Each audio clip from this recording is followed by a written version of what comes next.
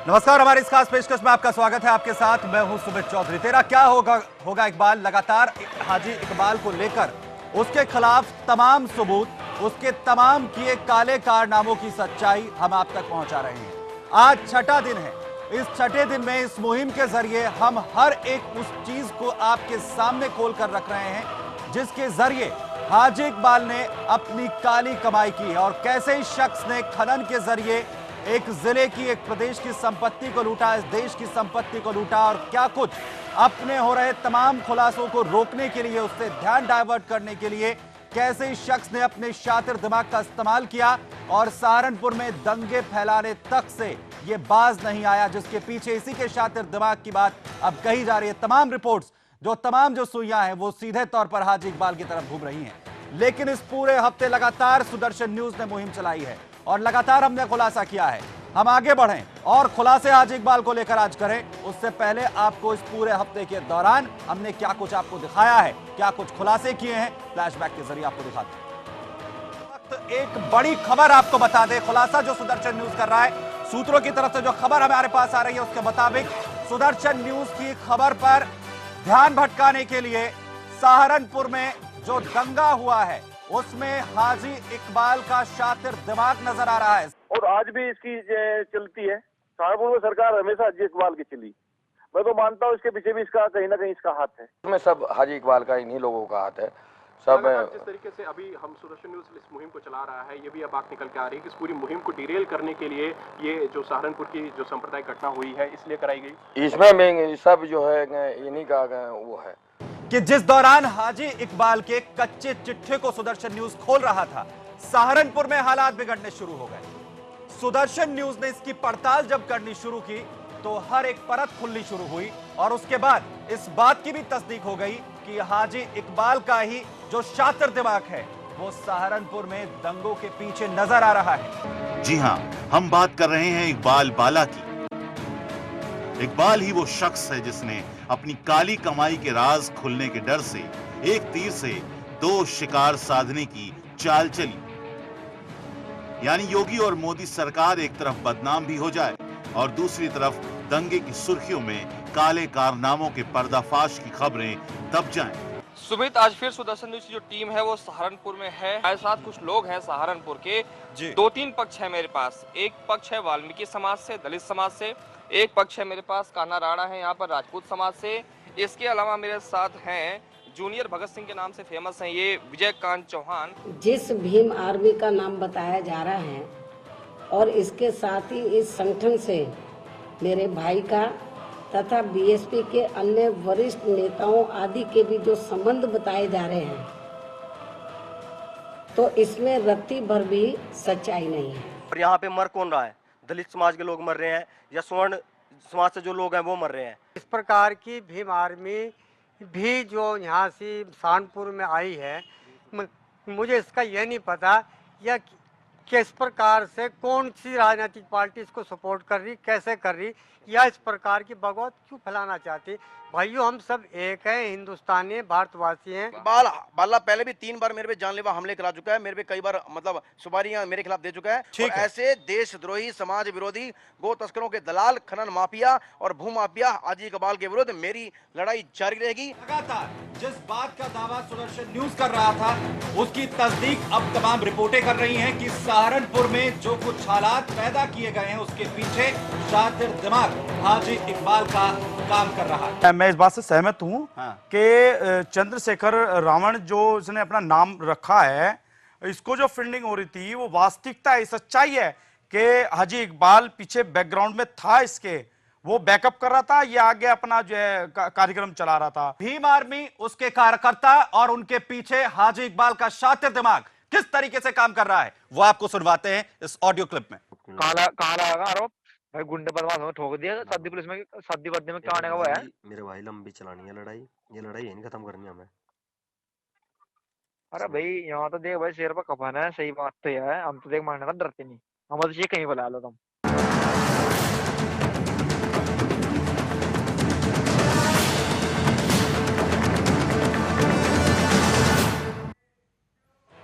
काली कमाई का उस्ताद, इंसानियत का दुश्मन, राक्षस हाजी इकबाल, जिस पर सुदर्शन की मुहिम लगातार जारी है, वो जुर्म की दुनिया का भी बादशाह है। ये बहुत से लोगों को नहीं पता, लेकिन सुदर्शन न्यूज इसकी कारस्तानियों का सच आपके सामने रखेगा। बेहट से लेकर पूरे सहारनपुर और उत्तराखंड में रेत खनन के इस माफिया ने हर उस शख्स का मुंह बंद कर दिया जिसने इसके खिलाफ आवाज उठाने की जुर्रत की।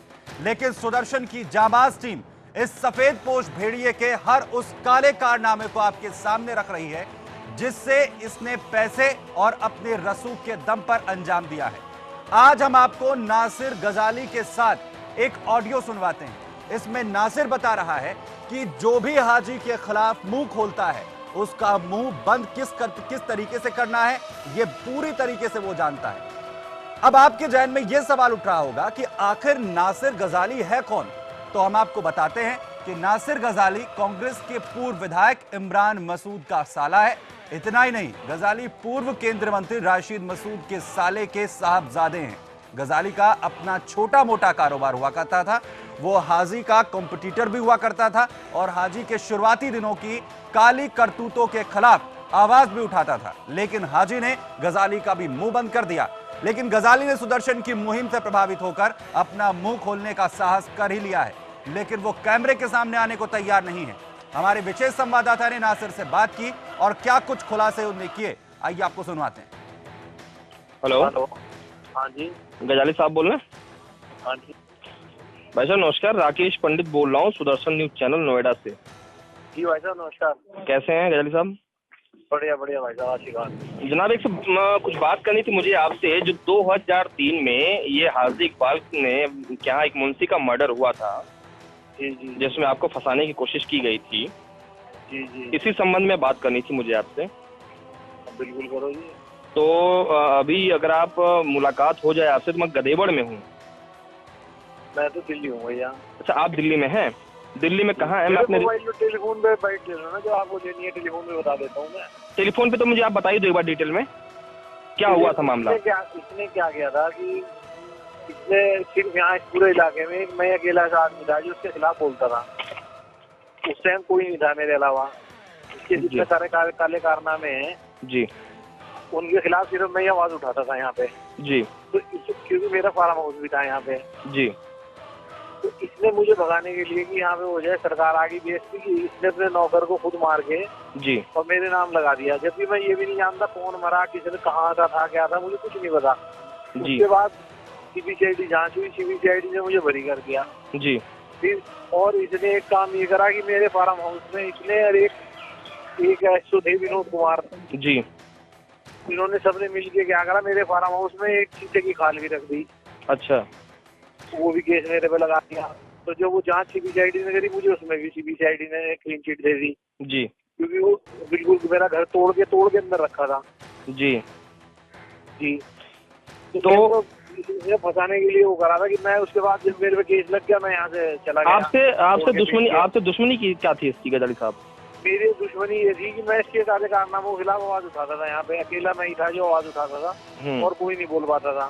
तो इससे खतरा ये हुआ कि अगर ये ज्यादा करने लगे तो ये मेरे जितने काले कारनामे इनके काला चिट्ठा ये ऊपर ना दे दें, सब जगह दे दें। जी जी। तो ठीक है, उस मर्डर में आपको तो क्लीन चिट मिल गई, लेकिन किसी ने किसी को तो फंसाया होगा। किसी ने किसी को तो फंसाया होगा गजाली साहब, लेकिन मर्डर केस में तो इसने मुझे फंसाया था। और उसके अलावा कमाल तो ये है कि हमारी सरकार होगा कि कोई आदमी मरा लेकिन कोई जेल ही नहीं गया उसमें, मतलब कोई जांच ही नहीं हुई आज तक कोई जांच नहीं हुई उसमें। आज तक कोई जांच नहीं हुई। मैं तो राज्य सरकार से मांग करूंगा कि इसकी सीबीआई जांच हो। बिल्कुल, हम पूछना सुदर्शन न्यूज भी यही चाहता है गजाली साहब, ये एक आदमी मरा तो कम से कम उसकी मृत्यु की जांच तो हो कि उसकी हत्या किसने की, तो होगी, उसे मारा किसने था जब उसे। बिल्कुल बिल्कुल। अच्छा, मैं आपसे एक चीज पूछ रहा हूँ गजाली साहब, आप दिल्ली में कहाँ पे हैं? तो मैं अपना रिपोर्टर वहीं भेज देता हूँ, क्योंकि देखिए ये चैनल है, चैनल में जब तक कैमरे पे आप नहीं आएंगे तब तक न्यूज चलाना हमारे बस में नहीं होता है। आप कैमरे को जब बोलते हैं, कैमरे पे ना बुलाओ, मुझे मरवा देगा और कुछ नहीं होने का। लोगों इसके बहुत लंबे हाथ हैं गजाली साहब। आप देखो, आप सुनो, आप अल्लाह पे भरोसा रखते हो? अभी मैं रखता हूँ, लेकिन मैंने सारी सरकार दिखते हुए देखी है। कोई नहीं, सुनो, अगर आपको अल्लाह पे भरोसा है तो आपको कभी मरवा नहीं पाएगा। आप इसके खिलाफ बोलो तो कैमरे पे। अजी कैमरे पे तो भाई साहब मैं बोलने का बिल्कुल, मेरे छोटे छोटे बच्चे हैं, कभी भी करा दे, इसका कुछ इसका आज तक कुछ हुआ ही नहीं। और मैं आपका हौसला नहीं तोड़ रहा मैं जी, तो आगे भी कुछ नहीं होने का। नहीं, इतना भरोसा रखें आप, सुदर्शन न्यूज तब तक इस आवाज को उठाएगा जब तक इसके खिलाफ जांच ना हो जाए। मैं कैमरे में नहीं आने का, नहीं तो मेरी फोटो सब जगह दे देगा, मैं तो ऐसी छुपता फिरता हूँ उससे। अब मतलब एक बार हमारे बात पे भरोसा रखो, आप कैमरे में तो आओ एक बार गजाली साहब। अच्छा कैमरे पे तो मैं बहुत छोटे छोटे बच्चे भाई साहब, इसका कुछ पता नहीं क्या करवा दे, इसके दुबई तक संबंध है लोगों से, कुछ भी करवा दे। मेरे से वैसे बाइट ले लो आप टेलीफोन पे, मैं वैसे कहता हूँ सीबीआई जांच हो इसकी। चलिए ठीक है गजाली साहब, हम आपकी मजबूरी समझते हैं। ठीक है, बहुत बहुत शुक्रिया आपका। बच्चे मेरे, कोई बात नहीं गजाली साहब, बहुत बहुत शुक्रिया।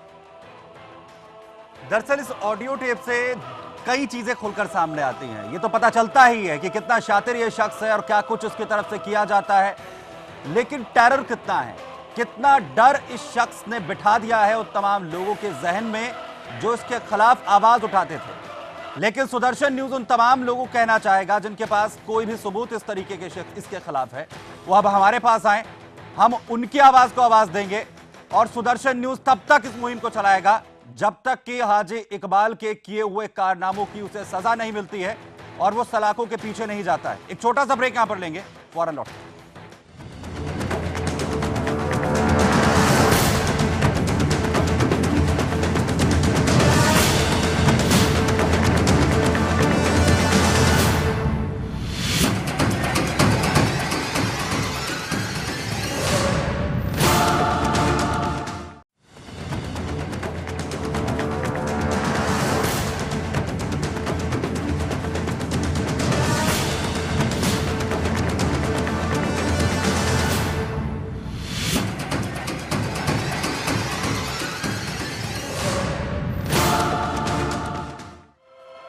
तो ब्रेक पर जाने से पहले आपने सुनी गजाली और साथ ही साथ हमारे संवाददाता के बीच किस तरीके से बातचीत हुई है। गजाली चाहते तो हैं कि हाजी इकबाल का पर्दाफाश हो, लेकिन उन्हें भरोसा नहीं है कि उनके खिलाफ कोई कार्रवाई हो सकती है।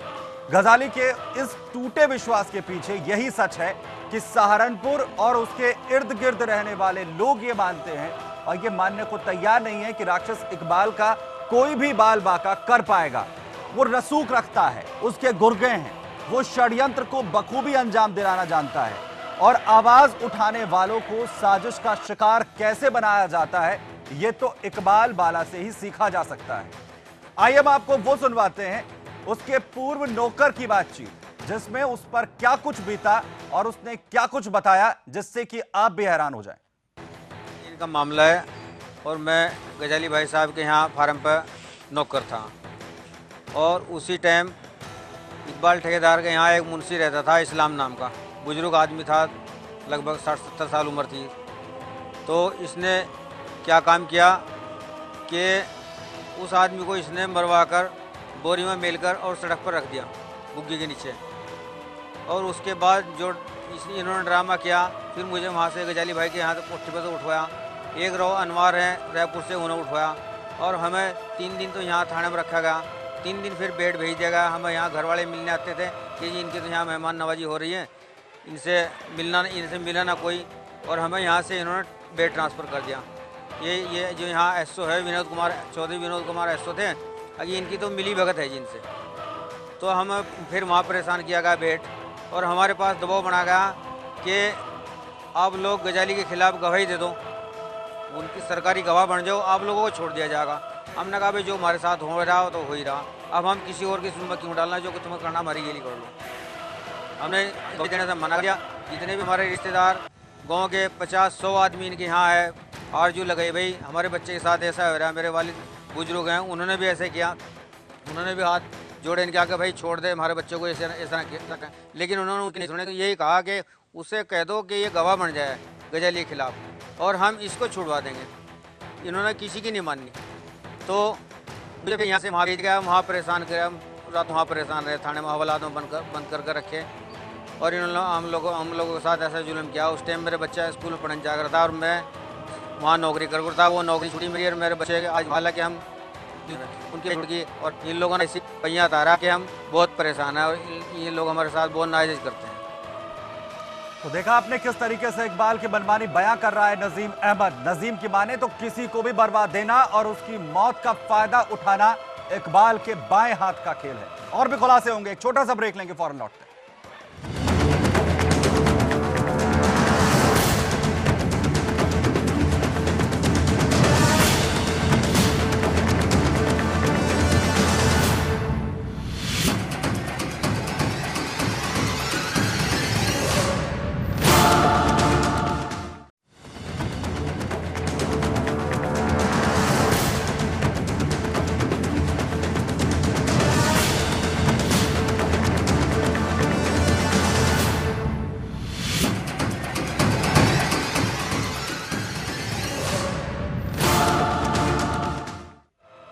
हमारे विशेष संवाददाता राकेश मेरे साथ मौजूद हैं, सहारनपुर से सीधा हमारे साथ जुड़ रहे हैं। राकेश, जो लोग आपके साथ हैं वो क्या बताना चाहते हैं?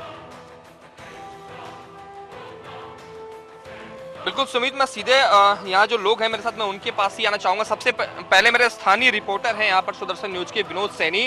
विनोद, समय कम है, संक्षेप में जो है इकबाल बाला के बारे में जो भी आपके पास अभी इनपुट आया है वो मैं जानना चाहूंगा आपसे। इनपुट की अगर बात की जाए तो हमें भी जब से कवरेज शुरू हुई है तब से हमें भी लगातार धमकियां मिल रही हैं कि तुम्हें देख लिया जाएगा, जान से मार दिया जाएगा।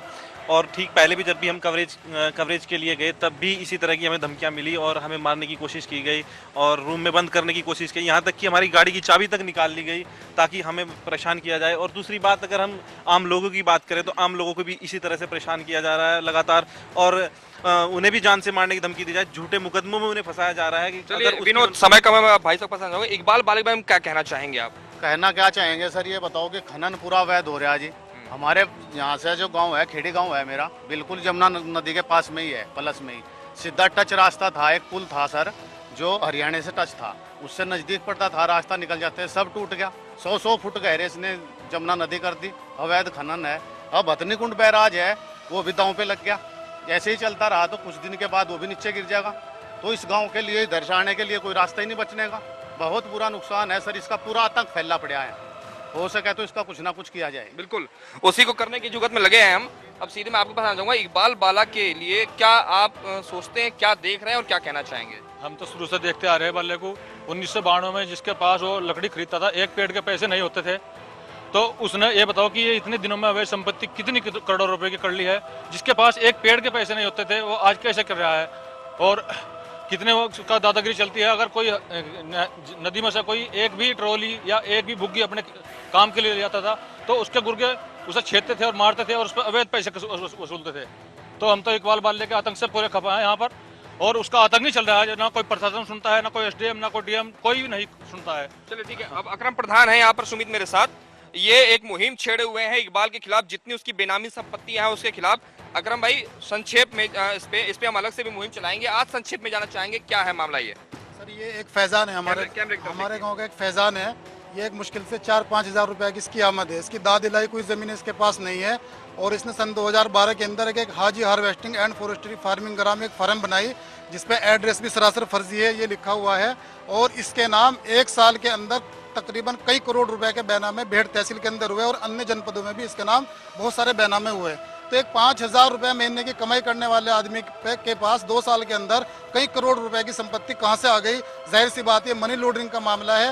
मनी लॉन्ड्रिंग से जुड़ा हुआ कैसे ब्लैक मनी को व्हाइट करने के लिए ये एक फर्म बनाई गई है। यानी कि आप कहना चाहते हैं कि हाजी इकबाल ने इस आदमी के नाम पे ये फर्म बना के फ्रॉडबाजी की है? ये बिल्कुल हाजी इकबाल से मिला हुआ है, उन्हीं के पास जाता है, उन्हीं से जुड़ा हुआ इसका ये केस है, और ये उन्हीं के पास रहता है, उन्हीं के यहाँ काम करता है। तभी उसके बाद इसके बाद ये संपत्ति आई। और इस संबंध में यहाँ पर तो चाहे लकड़ी की तस्करी करने की बात हो, हवाला कारोबार की बात हो, शिक्षा माफिया की बात हो, खनन की बात हो, इतनी लंबी फहरिस्त है कि एक क्राइम नामा लिख दीजिए और हाजी इकबाल के तमाम कारनामे जो हैं वो खत्म नहीं होंगे। और साथ ही साथ ये इकबाल बाला का डर है कि हर कोई मानता है कि मीडिया भी उसका कुछ नहीं बिगाड़ सकती और ना ही प्रशासन के लोग कोई एक्शन ले सकते हैं, क्योंकि वो ऊपर से लेकर नीचे तक सबको खरीद लेता है। लेकिन सुदर्शन न्यूज ये आपको भरोसा दिलाता है कि जब तक हाजी इकबाल को हम घुटनों पर नहीं ला देते, जब तक कि उसे जेल की सलाखों के पीछे नहीं पहुंचा देते, तब तक हमारी ये मुहिम जारी रहेगी। आज के लिए इतना ही। जय हिंद।